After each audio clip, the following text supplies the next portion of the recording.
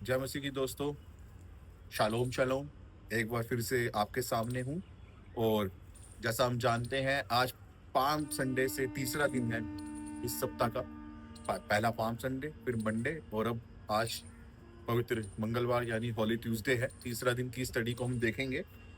और हम देख रहे हैं यीशु मसीह के जीवन के जीवन के नहीं बोल सकते, उसके क्रूज पे जाने के बाद और ईस्टर तक के इस सप्ताह को, जब वो पृथ्वी पे हमारे बीच में था। और उसके बाद भी वो रहा, लेकिन हम इसे लास्ट वीक करके मनाते हैं ईस्टर तक, तो इसे बनाएंगे और कुछ बातों को देखेंगे यीशु मसीह के जीवन से, जो उसने अपने उस आखिरी सप्ताह में किए। सो हम लोगों ने कल देखा था विश्वास के विषय में, मंदिर की सफाई के विषय में, अपने विषय में बहुत सी बातों को, और आज हम उससे आगे बढ़ेंगे, उससे एक स्टेप फॉरवर्ड जाएंगे और उसको देखेंगे। और हम देखेंगे उससे पहले मैं फिर से आपसे ये रिक्वेस्ट करना चाहूंगा, अनुरोध करना चाहूंगा कि आप जो है चैनल को सब्सक्राइब करें, वीडियो को शेयर करें, ज़्यादा से ज़्यादा लोगों तक पहुंच पाए जो नहीं ग्रहण कर पा रहे रोज की सर्विस को, कि वो इस वचन को सुन सकें और प्रभु के और करीब जा सकें। और आप कमेंट्स में अपने प्रार्थना के विषय बता सकते हैं और बता सकते हैं इस वीडियो से कितनी आशीष आपको मिली। सो चैनल को सब्सक्राइब करें और वीडियो को शेयर करें, लाइक करें, कमेंट करें। और आइए हम देखते हैं, दो घटनाएं उस दिन हुई थी जो हम देखेंगे आज। और उसमें से एक घटना को हम लूका और उसके 20वें अध्याय की पहली आयत से पाते हैं, जब सदूकी और फरीसी आए और उन्होंने यीशु मसीह से उसके अधिकार के विषय में प्रश्न किया। और यहाँ लिखा हुआ है, एक दिन ऐसा हुआ कि जब वह मंदिर में लोगों को उपदेश दे रहा और सुसमाचार सुना रहा था, तो प्रधान याजक और शास्त्री पुरनियों के साथ उसके पास आकर खड़े हुए और कहने लगे, हमें बता, तू इन कामों को किस अधिकार से करता है, और वह कौन है जिसने तुझे यह अधिकार दिया है? यीशु ने उन्हें उत्तर दिया, उसने उनको उत्तर दिया, मैं भी तुमसे एक बात पूछता हूँ, तुम मुझे बताओ, यूहन्ना का बपतिस्मा स्वर्ग की ओर से था या मनुष्यों की ओर से था? तब वे आपस में कहने लगे, यदि हम कहें स्वर्ग की ओर से, तो वह कहेगा, फिर तुमने उसकी प्रतीति क्यों ना की?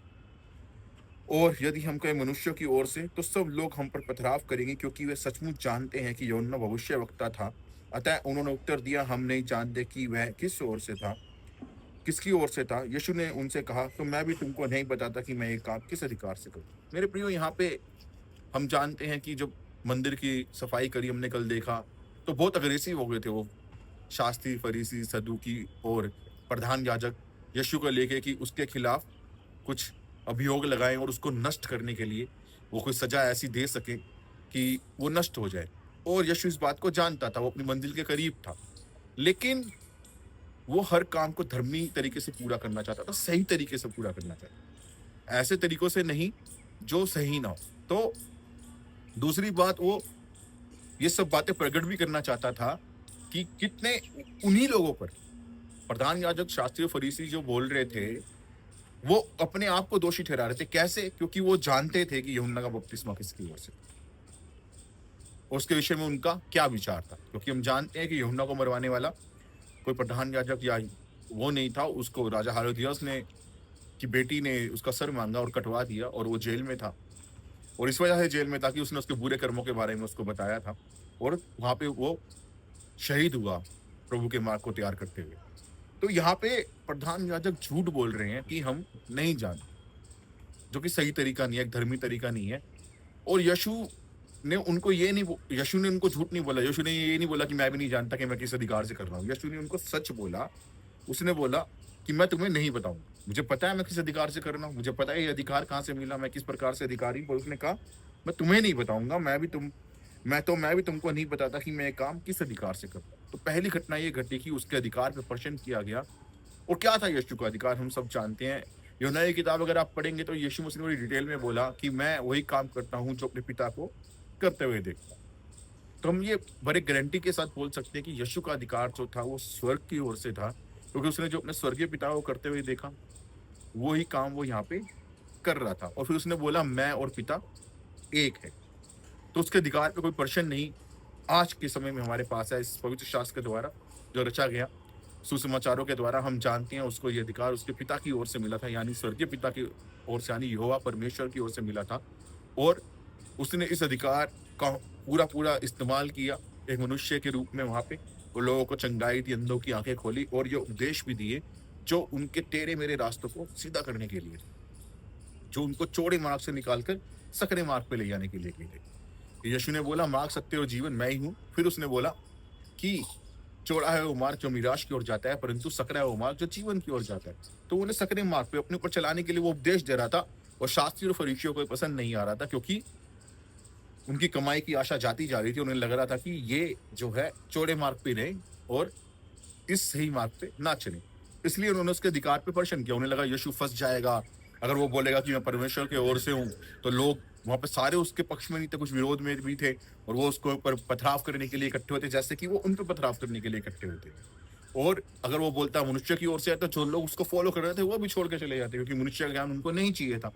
परंतु यीशु ने अपने दिव्य पवित्र आत्मा के द्वारा, ज्ञान के द्वारा उन्हें सही सही उनसे एक सवाल पूछा जिसका आंसर वो नहीं दे सके, और उसने बोला तो मैं भी तुम्हें नहीं बताता हूँ। तो कई बार हमारे साथ भी ऐसा ही होता है जीवन के अंदर ना, लोग भी आपसे सवाल पूछते हैं आपके मसीहत को लेके, आपके विश्वास को लेके, है ना, आपकी जिंदगी के असूलों को लेके। तो मेरे प्रियो, यहाँ यीशु एक बात को सिखा रहा है कि सवाल का जवाब हमेशा नहीं देना। कभी कभार उनसे भी प्रश्न आपको करना पड़ता है कि हाँ भी, अगर आप मेरे से पूछ रहे हो तो पहले आप तो बताओ। मैं आर्गुमेंट करने के बारे में नहीं बोल, लड़ाई करने के बारे में नहीं बोल रहा। शांति से, जैसे यीशु ने बोला, उसको फॉलो करते हुए हमें भी कभी कभी सवाल के बदले सवाल करना पड़ सकता है। और उसके बाद आपको अच्छी तरह पता है कि पवित्र आत्मा जब आपके साथ होता है कि आपने क्या सवाल करना है, और सामने वाला, बाइबल बताती है, जब पवित्र आत्मा आएगा तो वह उन्हें कायल करेगा धार्मिकता के विषय, और पवित्र आत्मा उन्हें कायल करता है और वो निरुत्तर हो जाते हैं। ये पहली घटना थी जो उस दिन हुई, मंगलवार के दिन। दूसरी घटना हम जब देखते हैं तो हम देखते हैं मत्ती की किताब और उसका 24वां अध्याय और उसकी 36वीं आयत, जहाँ यीशु इससे पहले जो उपदेश दे रहा था, जिसके विषय में उन्होंने उससे आए और पूछने लगे कि हाँ भी बताओ कि तुम्हें क्या से मिला, क्या हुआ, कैसे किया। तो वो ये था कि यीशु ने बता रहा था, उसके 42 और 43 और 44 में हम पढ़ेंगे, इसलिए जागते रहो क्योंकि तुम नहीं जानते कि तुम्हारा प्रभु किस दिन आएगा। परंतु यह जान लो कि यदि घर का स्वामी जानता होता कि चोर किस पहर आएगा, तो जागता रहता और अपने घर में सेंध लगने ना देता। इसलिए तुम भी तैयार रहो, क्योंकि जिस घड़ी के विषय में तुम सोचते भी नहीं हो, उसी घड़ी मनुष्य का पुत्र आ जाए। इसको हमने कल भी देखा था कि मलाकी 3:1 में लिखा था कि जिस प्रभु को तुम ढूंढते हो वो एकदम तुम्हारे बीच में आ जाएगा। और यीशु एकदम मंदिर में आ गए।